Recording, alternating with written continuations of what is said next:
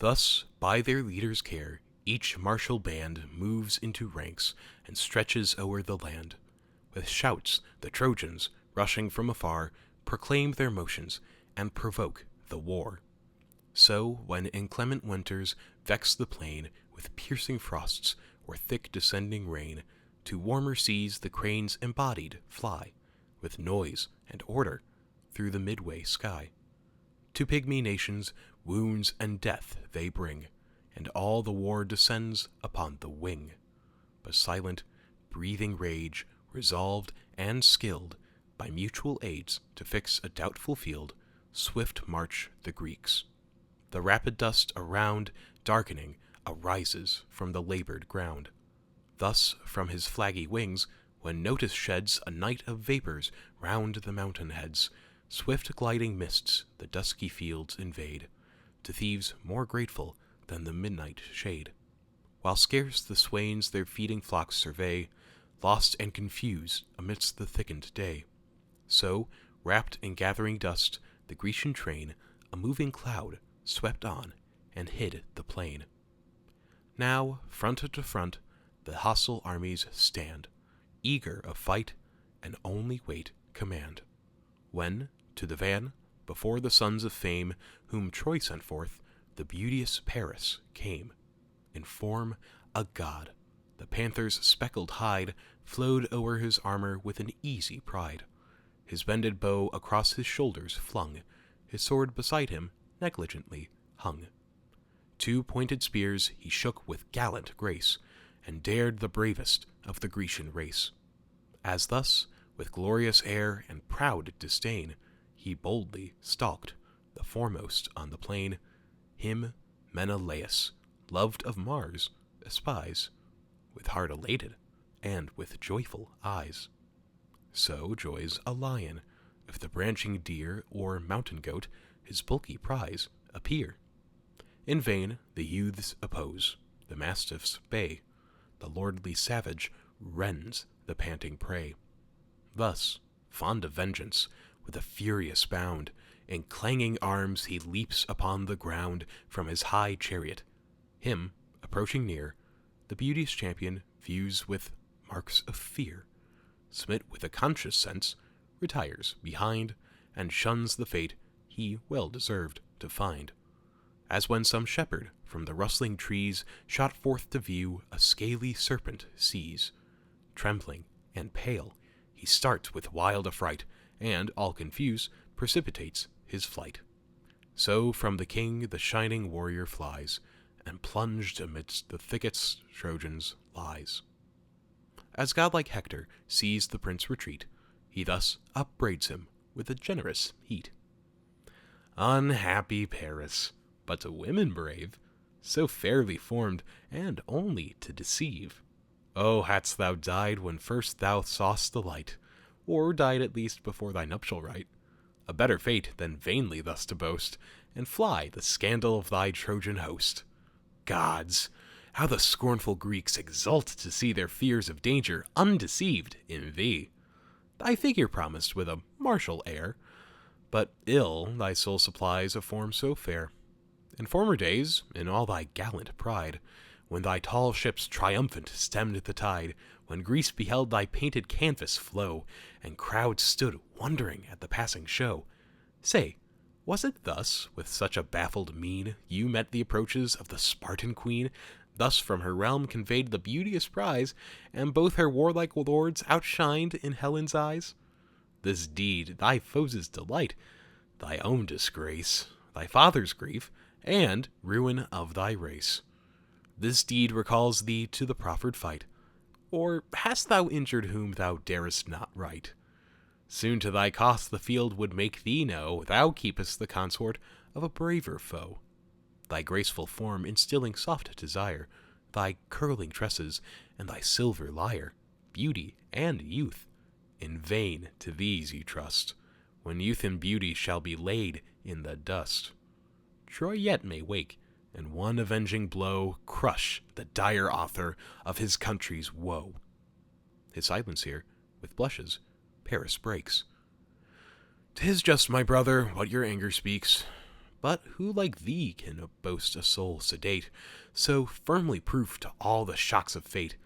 Thy force like steel, a tempered hardness shows, still edged to wound, and still untired with blows, like steel, uplifted by some strenuous swain, with falling woods to strew the wasted plain.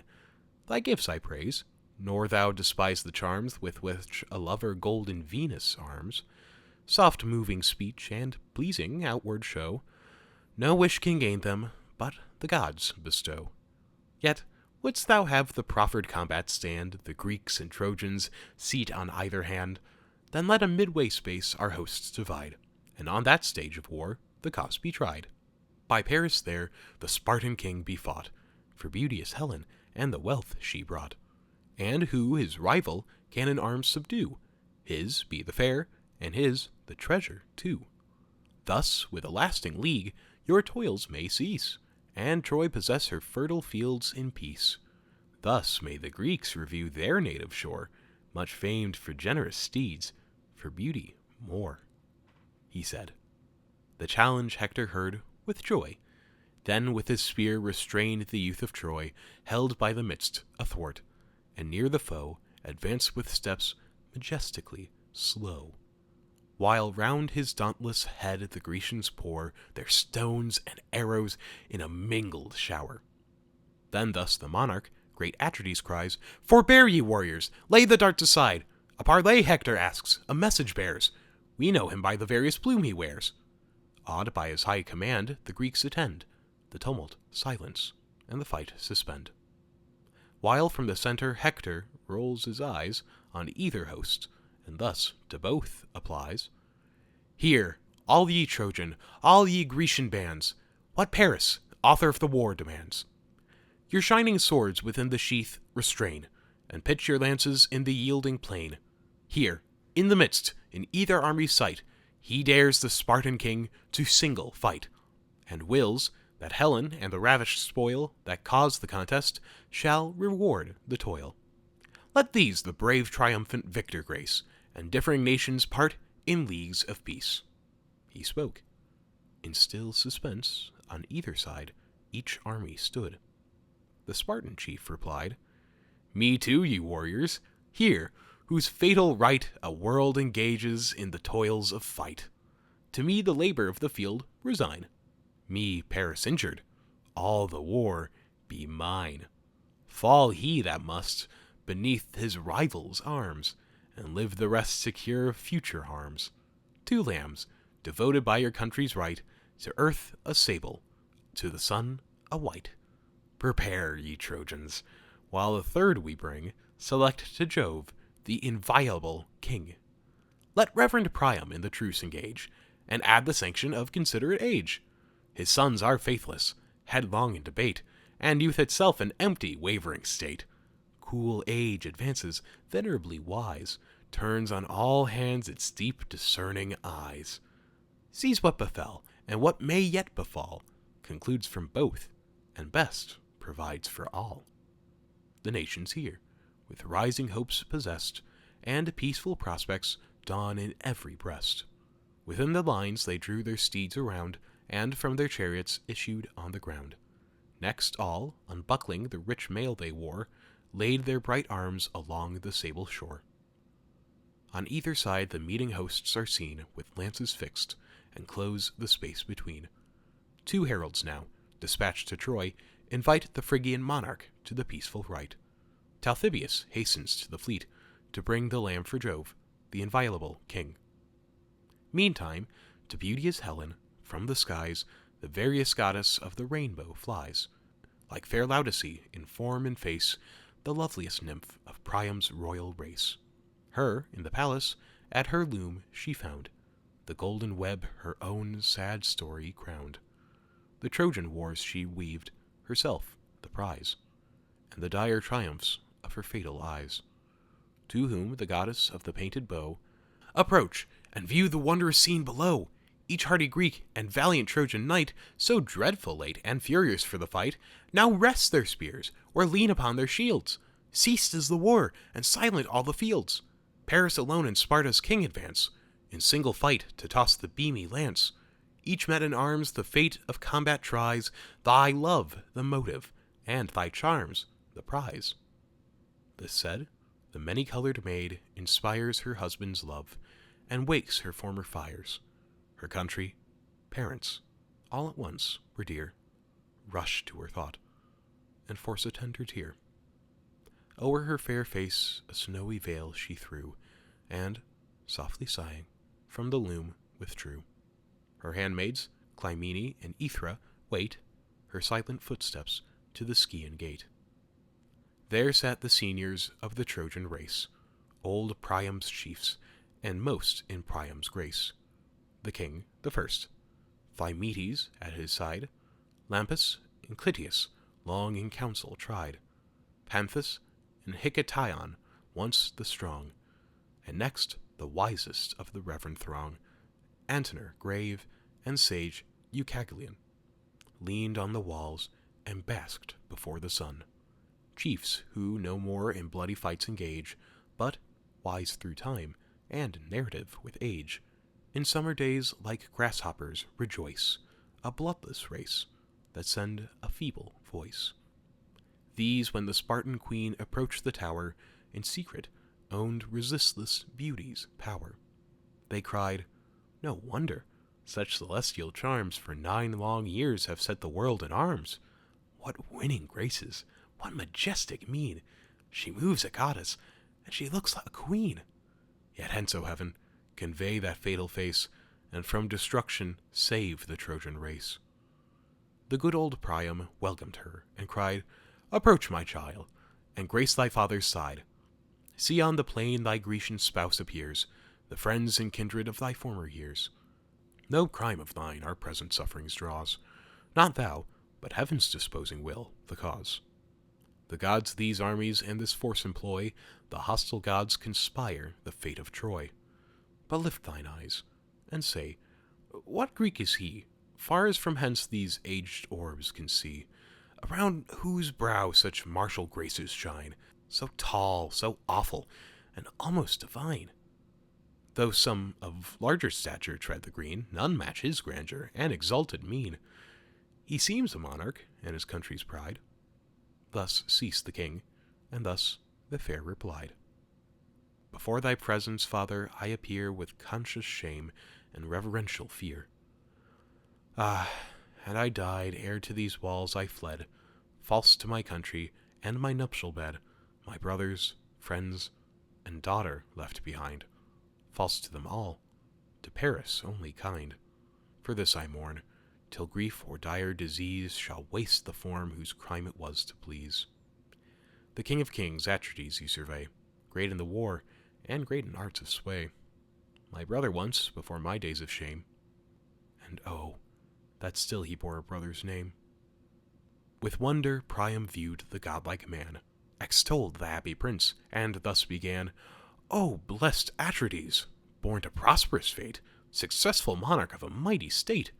How vast thy empire! Of yon matchless train, what numbers lost, what numbers yet remain!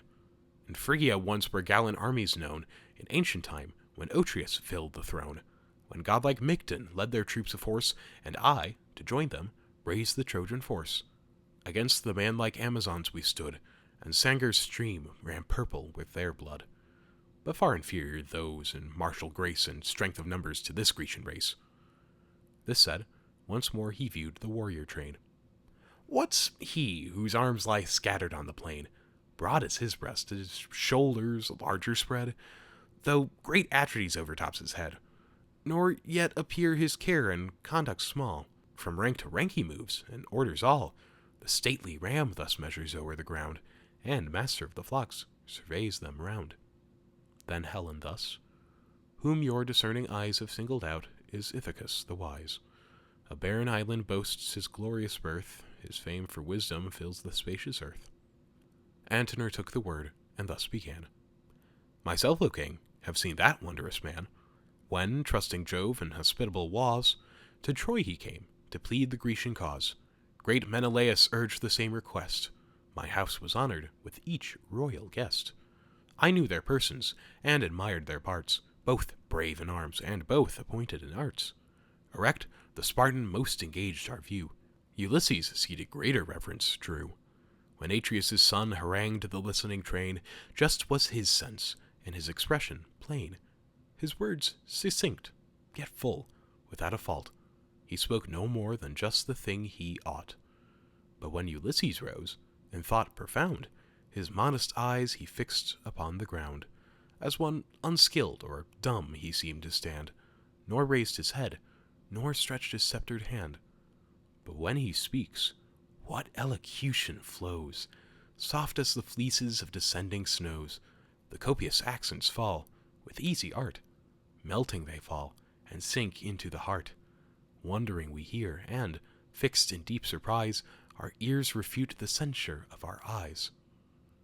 The king then asked, as yet the camp he viewed, "What chief is that, with giant strength endued, whose brawny shoulders and whose swelling chest and lofty stature far exceed the rest?" "Ajax the Great," the beauteous queen replied, "himself a host, the Grecian strength and pride. See, bold Idomeneus' superior towers amidst yon circle of his Cretan powers, great as a god. I saw him once before, with Menelaus on the Spartan shore. The rest I know, and could in order name, all valiant chiefs, and men of mighty fame. Yet two are wanting of the numerous train, whom long my eyes have sought, but sought in vain. Castor and Pollux, first in martial force, one bold on foot, and one renowned for horse. My brothers these, the same our native shore, one house contained us, as one mother bore. Perhaps the chiefs, from warlike toils at ease, for distant Troy refuse to sail the seas. Perhaps their sword some nobler quarrel draws, ashamed to combat in their sister's cause." So spoke the fair, nor knew her brothers' doom, wrapped in the cold embraces of the tomb. Adorned with honors in their native shore, silent they slept, and heard of wars no more. Meantime the heralds, through the crowded town, bring the rich wine and destined victims down. Idaeus' arms the golden goblets pressed, who thus the venerable king addressed. "Arise, O father of the Trojan state, the nations call, thy joyful people wait, to seal the truce and end the dire debate. Paris, thy son, and Sparta's king advance, in measured lists to toss the weighty lance. And who his rival shall in arms subdue, his be the dame, and his the treasure too. Thus with a lasting league our toils may cease, and Troy possess her fertile fields in peace. So shall the Greeks review their native shore, much famed for generous steeds, for beauty more." With grief he heard, and bade the chiefs prepare to join his milk-white coursers to the car. He mounts the seat, Antenor at his side. The gentle steeds through Scia's gates they guide. Next from the car, descending on the plain amid the Grecian host and Trojan train, slow they proceed. The sage Ulysses then arose, and with him rose the king of men. On either side a sacred herald stands. The wine they mix, and on each monarch's hands pour the full urn. Then draws the Grecian lord his cutlass, sheathed beside his ponderous sword. From the signed victims crops the curling hair, the heralds part it, and the princes share. Then loudly thus before the attentive bands he calls the gods, and spreads his lifted hands. "O first and greatest power, whom all obey, who high on Ida's holy mountain sway, eternal Jove, and you bright orb that roll from east to west and view from pole to pole, thou Mother Earth, and all ye living floods, infernal furies and Tartarian gods, who rule the dead and horrid woes prepare for perjured kings and all who falsely swear. Hear and be witness.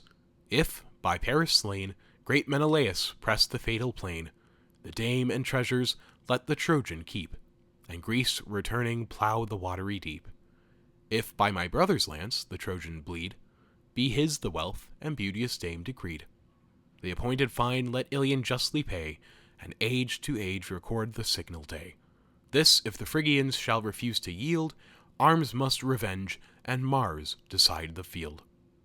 With that the chief the tender victims slew, and in the dust their bleeding bodies threw. The vital spirit issued at the wound, and left the members quivering on the ground. From the same urn they drink the mingled wine, and add libations to the powers divine. While thus their prayers, united, mount the sky. "Hear, mighty Jove, and hear ye gods on high, and may their blood, who first the league confound, shed like this wine, disdain the thirsty ground. May all their consorts serve promiscuous lust, and all their race be scattered as the dust. Thus either host their imprecations joined, which Jove refused, and mingled with the wind. The rites now finished, Reverend Priam rose, and thus expressed a heart o'erchanged with woes. Ye Greeks and Trojans, let the chiefs engage, but spare the weakness of my feeble age. In yonder walls that object let me shun, nor view the danger of so dear a son. Whose arms shall conquer, and what prince shall fall, heaven only knows, for heaven disposes all. This said, the hoary king no longer stayed, but on his car the slaughtered victims laid. Then seized the reins his gentle steeds to guide, and drove to Troy, Antenor at his side.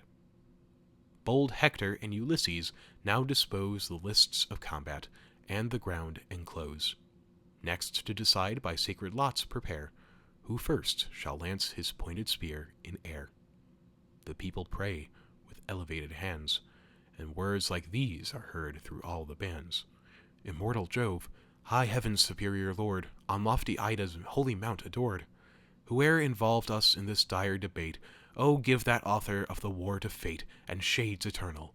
Let division cease, and joyful nations join in leagues of peace. With eyes averted, Hector hastes to turn their lots of fight, and shakes the brazen urn. Then Paris, thine, leaped forth, by fatal chance, ordained the first to whirl the mighty lance. Both armies sat, the combat to survey, beside each chief his azure armor lay, and round the lists the generous coursers neigh. The beauteous warrior now arrays for fight, in gilded arms magnificently bright. The purple cuishes clasp his thighs around, with flowers adorned, with silver buckles bound. Lycaon's corselet his fair body dressed, braced in and fitted to his softer breast. A radiant baldric o'er his shoulder tied sustained the sword that glittered at his side. His youthful face a polished helm o'erspread, the waving horsehair nodded on his head. His figured shield a shining orb he takes, and in his hand a pointed javelin shakes. With equal speed and fired by equal charms, the Spartan hero sheathes his limbs and arms. Now round the lists the admiring armies stand, with javelins fixed, the Greek and Trojan band. Amidst the dreadful veil the chiefs advance, all pale with rage, and shake the threatening lance. The Trojan first his shining javelin threw, full on Atrides' ringing shield it flew, nor pierced the brazen orb, but with a bound leaped from the buckler bunted on the ground. Atrides then his massy lance prepares, in act to throw, but first prefers his prayers. Give me, great Jove, to punish lawless lust, and lay the Trojan gasping in the dust. Destroy the aggressor, aid my righteous cause, avenge the breach of hospitable laws. Let this example future times reclaim, and guard from wrong fair friendship's holy name. He said, and, poised in air, the javelin sent. Through Paris' shield the forceful weapon went. His corselet pierces, and his garment rends, and, glancing downward, near his flank descends. The wary Trojan, bending from the blow, eludes the death, and disappoints his foe. But fierce Atrides waved his sword, and struck full on his casque. The crested helmet shook. The brittle steel, unfaithful to his hand, broke short. The fragments glittered on the sand. The raging warrior to the spacious skies raised his upbraiding voice and angry eyes. Then is it vain in Jove himself to trust? And is it thus the gods assist the just? When crimes provoke us, heaven success denies. The dart falls harmless, and the falchion flies. Furious he said, and towards the Grecian crew, seized by the crests, the unhappy warrior drew. Struggling he followed, while the embroidered thong that tied his helmet dragged the chief along. Then had his ruin crowned Atrides' joy, but Venus trembled for the Prince of Troy. Unseen she came, and burst the golden band, and left an empty helmet in his hand. The casque, enraged, amidst the Greeks he threw. The Greeks with smiles the polished trophy view. Then, as once more he lifts the deadly dart, in thirst of vengeance at his rival's heart, the Queen of Love her favored champion shrouds. For gods can all things in a veil of clouds. Raised from the field the panting youth she led, and gently laid him on the bridal bed. With pleasing sweets his fainting sense renews, and all the dome perfumes with heavenly dews. Meantime, the brightest of the female kind, the matchless Helen, o'er the walls reclined. To her, beset with Trojan beauties, came, in borrowed form, the laughter-loving dame. She seemed an ancient maid, well skilled to cull the snowy fleece, and wind the twisted wool. The goddess softly shook her silken vest, that sheds perfumes, and whispering, thus addressed, "Haste, happy nymph, for thee thy Paris calls. Safe from the fight in yonder lofty walls, fair as a god with odors round him spread, he lies, and waits thee on the well-known bed. Not like a warrior parted from the foe, but some gay dancer in the public show." She spoke, and Helen's secret soul was moved. She scorned the champion, but the man she loved. Fair Venus's neck, her eyes that sparkled fire, and breast revealed the queen of soft desire. Struck with her presence, straight the lively red forsook her cheek, and trembling thus she said, "Then is it still thy pleasure to deceive, and woman's frailty always to believe? Say, to new nations must I cross the main, or carry wars to some soft Asian plain? For who must Helen break her second vow? What other Paris is thy darling now? Left to Atrides, victor in the strife, an odious conquest and a captive wife. Hence let me sail, and if thy Paris bear my absence ill, let Venus ease his care. A handmaid goddess at his side to wait, renounce the glories of thy heavenly state, be fixed forever to the Trojan shore, his spouse or slaves, and mount the skies no more. For me, to lawless love no longer led, I scorn the coward, and detest his bed. Else should I merit everlasting shame, and keen reproach from every Phrygian dame. Ill suits it now the joys of love to know, too deep my anguish, and too wild my woe." Then thus, incensed, the Paphian queen replies, "Obey the power from whom thy glories rise. Should Venus leave thee, every charm must fly, fade from thy cheek, and languish in thy eye. Cease to provoke me, lest I make thee more the world's aversion than their love before. Now the bright prize for which mankind engage, then the sad victim of the public rage." At this, the fairest of her sex obeyed, and veiled her blushes in a silken shade. Unseen and silent, from the train she moves, led by the goddess of the smiles and loves. Arrived, and entered at the palace gate, the maids officious round their mistress wait. Then all, dispersing, various tasks attend. The queen and goddess to the prince ascend.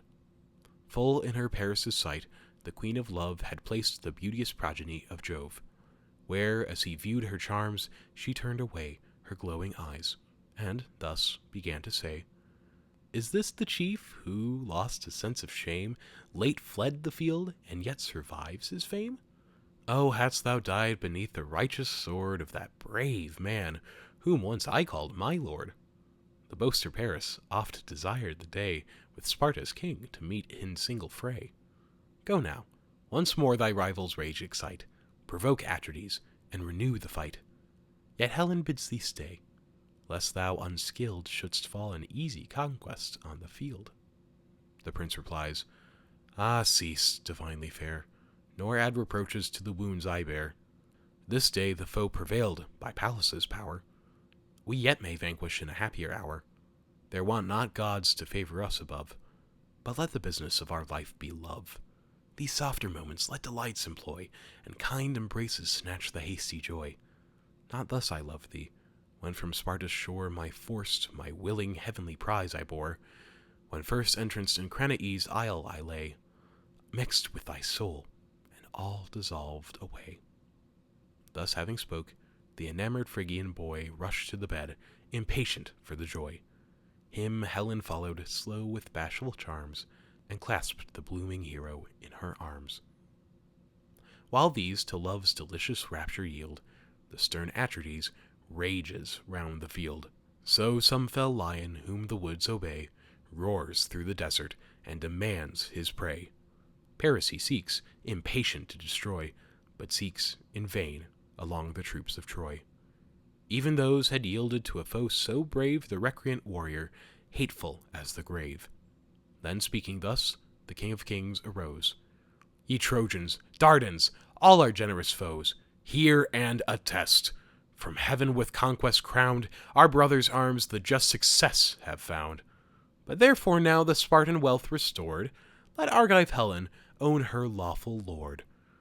The appointed fine let Ilion justly pay, and age to age record this signal day. He ceased. His army's loud applauses rise, and the long shout runs echoing through the skies.